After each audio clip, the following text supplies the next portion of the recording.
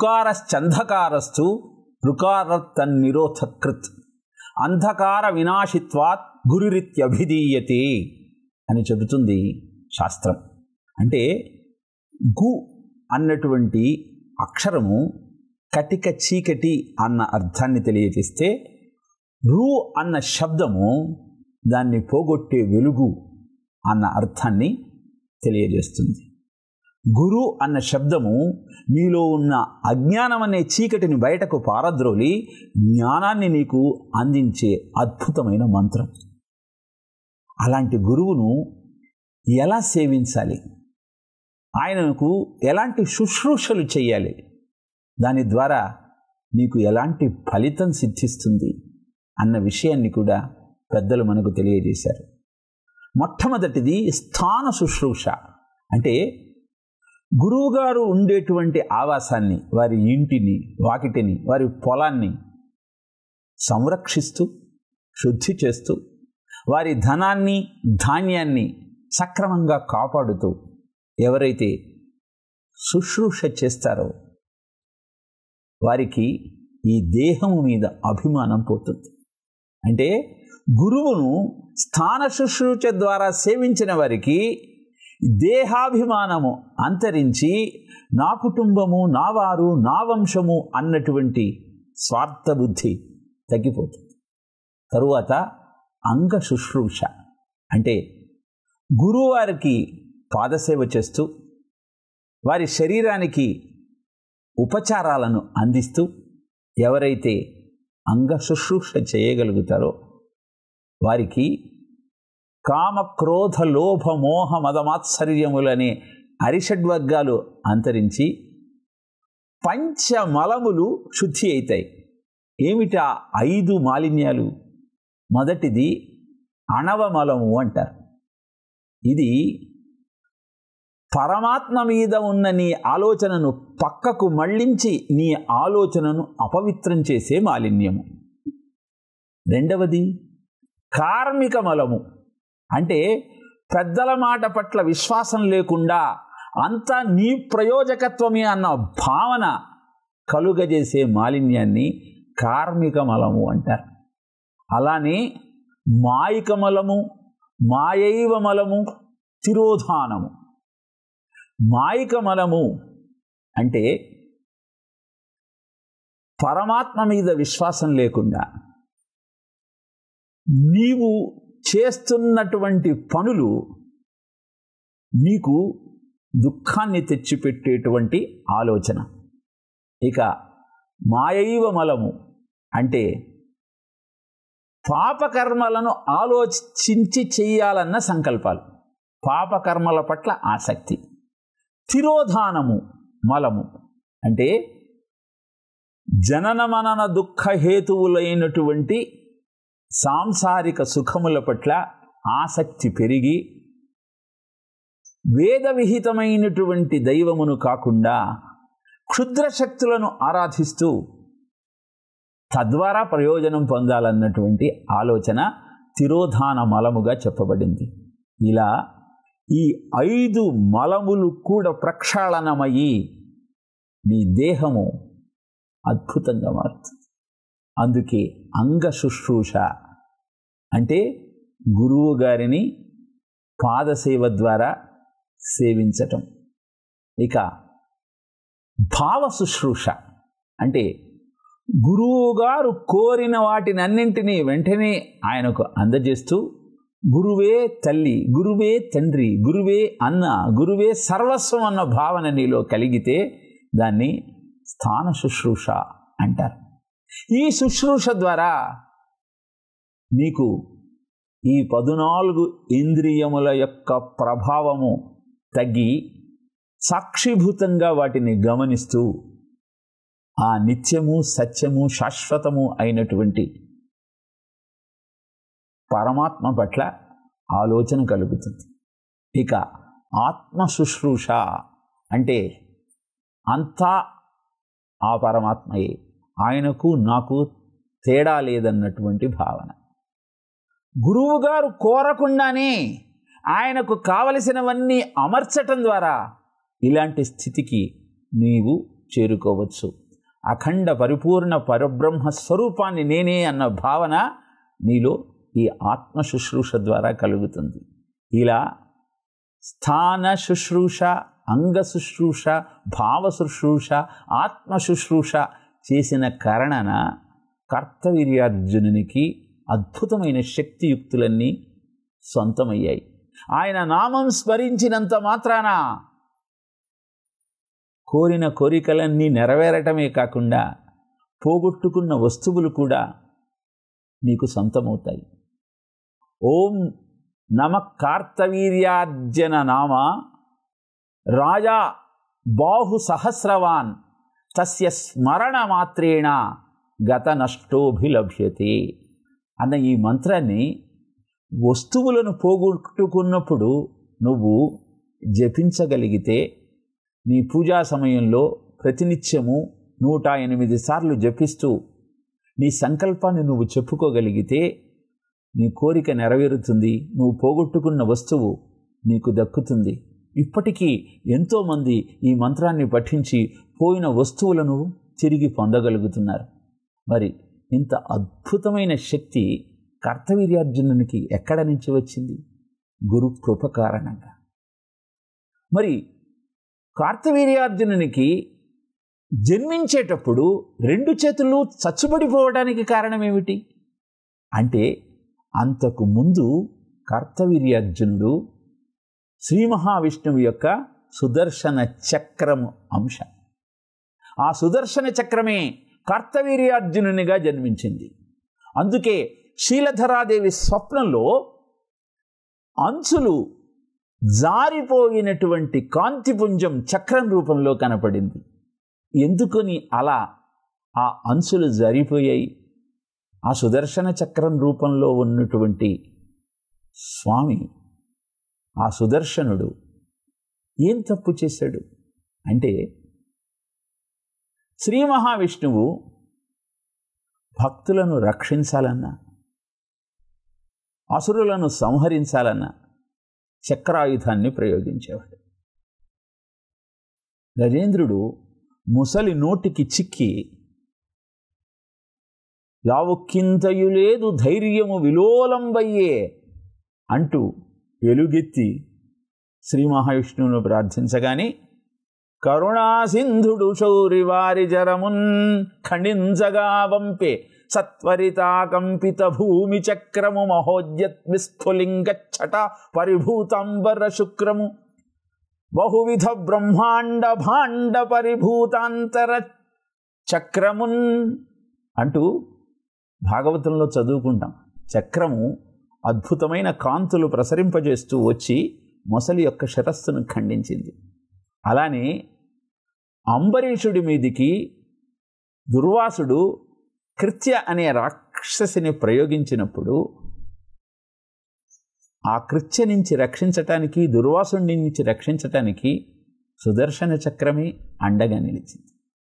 ఇలా శ్రీ మహావిష్ణువు చేస్తున్నటువంటి ఆర్తత్రాణ పరాయణత్వానికి,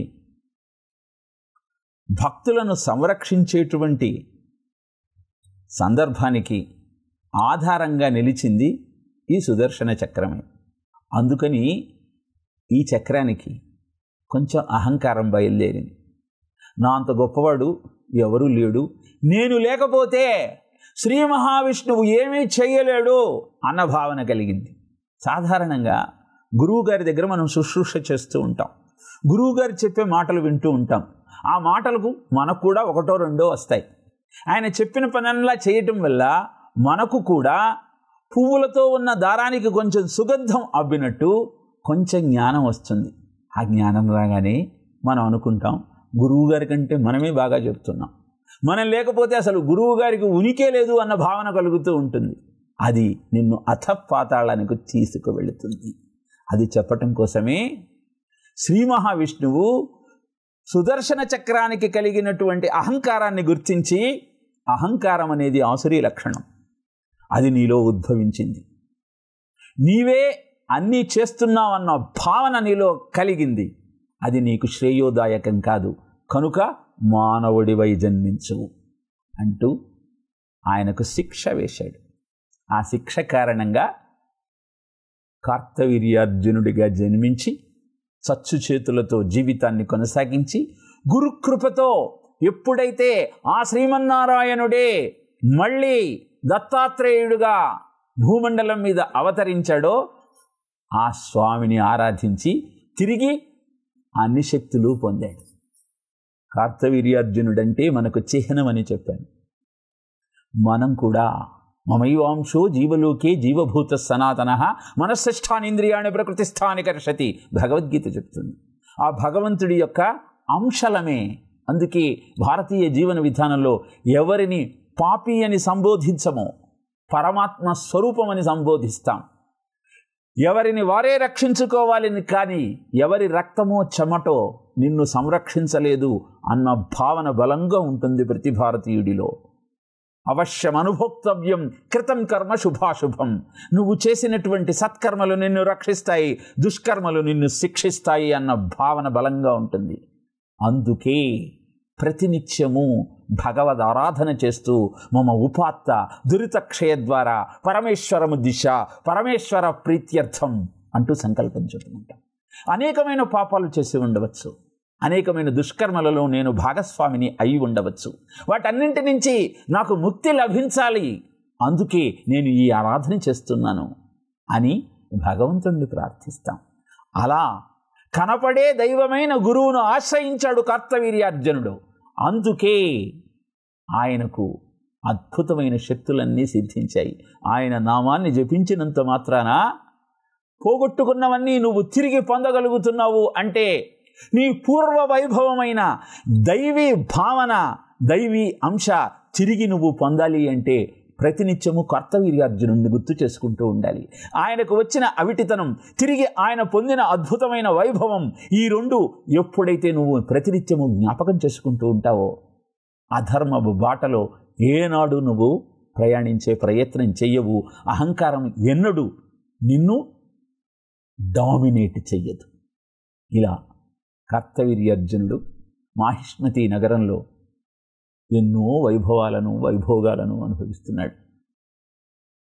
పురాణంలో చెప్పిన మానుషీ ఆనందం, బ్రహ్మానందము, గంధర్వానందము, మానుషీ ఆనందము ఇలా చెబుతూ ఉంటారు. వాటన్నింటినీ అనుభవించాడు. అవిటి చేతులతో బాధపడినటువంటి ఆ కార్తవీర్యార్జునుడు 1000 బాహువులను పొంది ఒకరోజు భార్యతో కలిసి నర్మదా నదీ తీరానికి వెళ్ళాడు. ఆ ప్రవాహాన్ని చూసి ఉద్ధృతమైన ఈ నర్మదా నది యొక్క ప్రవాహాన్ని అడ్డుకోవాలనుకున్నాడు. 1000 చేతులను ఆ ప్రవాహానికి అడ్డంగా పెట్టాడు. వెంటనే నర్మదా నది కార్తవీర్యార్జునుని బలం ముందు నిలవలేక ఎగతన్ని వెనక్కు వెళ్ళింది. ఆ ప్రవాహమంతా ఎప్పుడైతే వెనక్కు మళ్ళిందో అదే నర్మదా నదీ తీరంలో కార్తవీర్యార్జునుని జయించి దిగ్విజయ యాత్ర కొనసాగించాలని భావించిన రావణాసురుడు శివపూజ చేస్తూ ఉన్నాడు.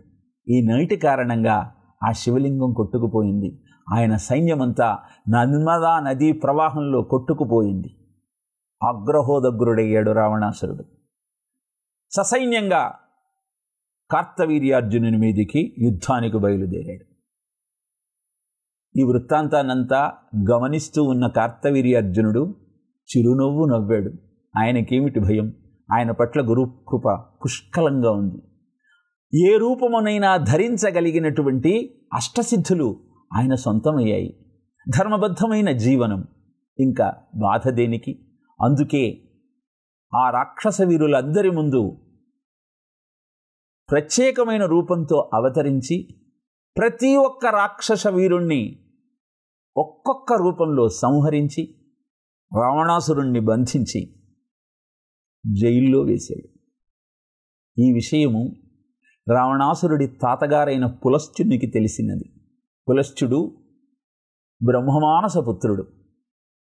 తన మనవడు కార్తవీర్యార్జునుని యొక్క బందీఖానాలో బందీవై ఉన్నాడని తెలిసి సాక్షాత్తు తానే వచ్చి కార్తవీర్యార్జునుణ్ణి అభ్యర్థన చేశాడు, నా మనవణ్ణి వదిలిపెట్టవయ్యా అని.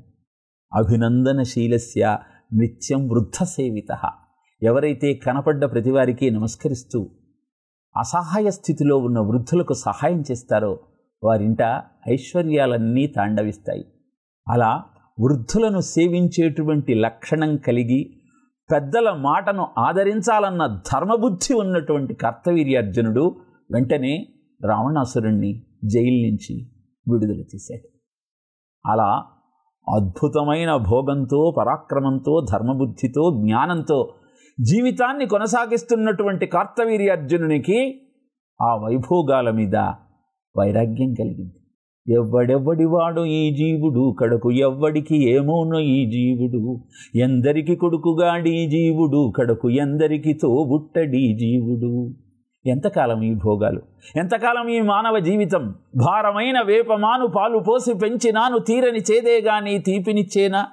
ముంచి ముంచి నీటిలోన మూల నానబెట్టుకున్న మించిన గొడ్డలి నేడు మెత్తనయ్యేనా? వేప చెట్టుకి ఎంతకాలం పాలు పోసి పెంచినా అది తీయని పళ్ళని ఇవ్వగలుగుతుందా? ఈ శరీరంతో ఎన్ని భోగాలను అనుభవించినా ఈ శరీరం పడిపోకుండా ఉంటుందా? కనుక బ్రహ్మ విద్యను నేర్చుకోవాలన్న ఆలోచనతో ఆయన గురువుగారి దగ్గరకు వెళ్ళాలని నిశ్చయించుకున్నాడు. మళ్ళీ మానవ జీవితానికి కార్తవీర్యార్జునుని యొక్క వృత్తాంతానికి ఒక్కసారి అన్వయం చేసుకుంటే, నీవు గృహస్థుగా బాధ్యతను స్వీకరించిన తరువాత ప్రజనస్యాస్మి కందర్భ, ధర్మబద్ధమైన కామాన్ని నేను అని కృష్ణ పరమాత్మ చెప్పినట్టు ధర్మబద్ధంగా అనుభవించాల్సిన భోగాలన్నీ అనుభవించు. కానీ వేటితో కూడా సంగం పెంచుకోకు. ఎందుకంటే మానవ జన్మ అన్న శబ్దానికి అర్థం మా అంటే వద్దు, నవ అంటే కొత్త, జన్మ అంటే పుట్టుక. మానవుడిగా పుట్టిన నీవు ఇది కారణజన్మ అని గుర్తించి బ్రహ్మ జ్ఞానాన్ని పొంది పరమేశ్వర సాయుధ్యాన్ని చేరుకోవడానికి అవసరమైన సాధనా క్రమాన్ని పాటించాలి తప్పితే కనపడుతున్న భోగాలే సర్వస్వం అనుకుని వాటి వెంట పరిగెత్తవద్దు. నదిని దాటటానికి నావ అవసరం. నావలోకి చేరుకున్న తర్వాత ఆ నావలో ఉన్నటువంటి అన్ని సౌకర్యాలను చూచి నావలోనే ఉండిపోదామనుకుంటే, ఒడ్డుకు చేరుదామన్న ఆలోచనను విస్మరిస్తే అంతకంటే మూర్ఖత్వం ఇంకొకటి ఉంటుందా? ఈ మానవ జన్మ కూడా అలాంటిదే. ఈ సంసార సాగరం నుంచి తరించటానికి, ఒడ్డుకు చేరుకోవటానికి అవసరమైన నావలాంటిది. ఎంతకాలం ఉంటావు ఈ దేహంలో? ఈ దేహము నీకు ప్రసాదించినటువంటి ఆ పరమాత్మ చింతనను పెంచుకొని ఆయన దగ్గరకు చేరే ప్రయత్నం చెయ్యి.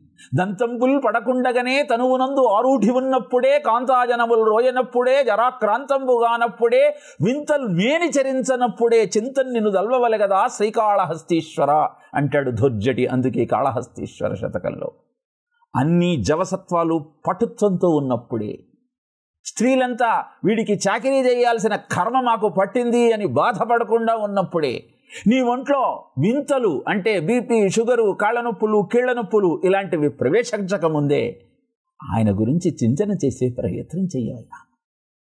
ఈ ఆలోచనతో కార్తవీర్యార్జునుడు దత్తాత్రేయుడి దగ్గరికి ప్రయాణమయ్యాడు. ఆయనకు నమస్కరించాడు. నాళీకనీకాశ పదాహృతాభ్యాం నానా విమోహాది నివారకాభ్యాం మూకచ్చవాచస్ఫతితాం హితాభ్యాం నమో నమః శ్రీ గురుపాదుకాభ్యాం నమో నమః శ్రీ గురుపాదుకాభ్యాం అంటూ ఆయన పాదాలను ఆశ్రయించాడు. స్వామి, నీ కృపతో ధర్మబద్ధంగా పరిపాలించి ప్రజలందరికీ ఆనందాన్ని కలుగజేశాను. కానీ వైరాగ్య భావన నాలో కలిగినప్పుడు నేను వేద శాస్త్రములనన్నింటినీ సమీక్షించే ప్రయత్నం చేశాను. కానీ నాకెక్కడా సమన్వయం కనబడట్లేదు స్వామి. ఒక్కొక్క చోట బ్రహ్మ సత్యం, జగన్ మిథ్య అని తెలియజేశారు. అంటే సూక్ష్మ స్థూల రూపాలలో ఉన్నది నువ్వే, సకల చరాచర సృష్టికి ఆధారం నువ్వే, నీవు తప్ప ఇంకొకటి లేదు, కనపడుతున్న ఈ జగత్తంతా మిథ్య అని కొందరు చెబితే, ద్వైత సిద్ధాంతంలో కొందరు కనపడుతున్నది అసత్యం ఎలా అవుతుంది, కనుక కనపడుతున్న ఈ జగత్తు కూడా నిత్యమే అని చెప్పటం ప్రారంభించారు. ఇక ధర్మమీమాంసలో ఉన్నవారు జగత్తు కూడా సత్యమే అని చెప్పిన తరువాత ప్రధాన పురుషుడు, ప్రధానమే ముఖ్యమైనది, పురుషులు అనేక మంది అంటూ వాదించసాగారు. వేదాన్ని ఒప్పుకుంటున్న వారిలోనే ఇన్ని భేదాభిప్రాయాలు ఉంటే శాస్త్రము ఇన్ని రకాలుగా అనేకమైన సిద్ధాంతాలను ప్రతిపాదిస్తే నేను దేన్ని నమ్మాలి, దేన్ని అనుసరించాలి? ఎందుకంటే అసత్యమైన దానిని ఆశ్రయించి దానిని అవలంబిస్తూ జీవితం గడిపితే అదంతా నిరర్థకంగా మారిపోతుంది కదా. కార్తవీర్యార్జునుడు అడిగిన ఈ ప్రశ్న చాలా ముఖ్యమైనది, ఆధునిక సమాజానికి అత్యంత ఆవశ్యకమైనది. ఎందుకంటే ఈరోజు హిందూ ధర్మాన్ని అవలంబిస్తూ ఆచరిస్తూ అనుసరిస్తూ ఉన్నట్టుగా కనపడే కొన్ని పాషండ మతాలు వేద విరోధమైనటువంటి ప్రచారం చేస్తూ ఉన్నాయి. భార్యాభర్తలను అన్నా చెల్లెళ్ళుగా సంబోధించే ప్రయత్నం చేస్తూ ఉన్నాయి.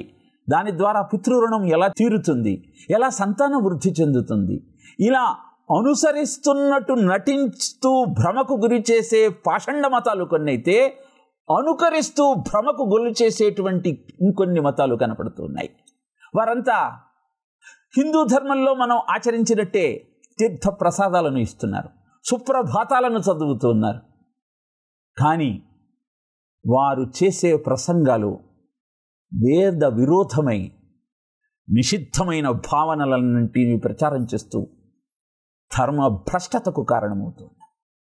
కనుక రాబోయే యుగాలలో, రాబోయే తరాలలో ప్రజలలో కనపడేటువంటి అద్భుతమైనటువంటి అనాచారమైనటువంటి విషయాలను ప్రస్తావిస్తూ వాటికి తరుణోపాయాన్ని తెలియచేసింది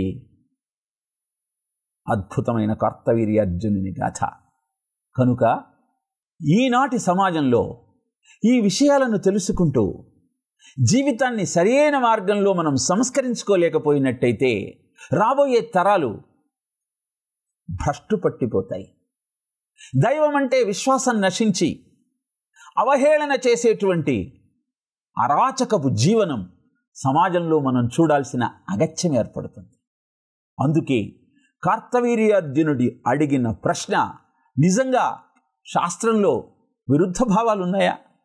ఏకం సత్యం విప్రా బహుధా వదంతి అని కదా శాస్త్రవాక్యం.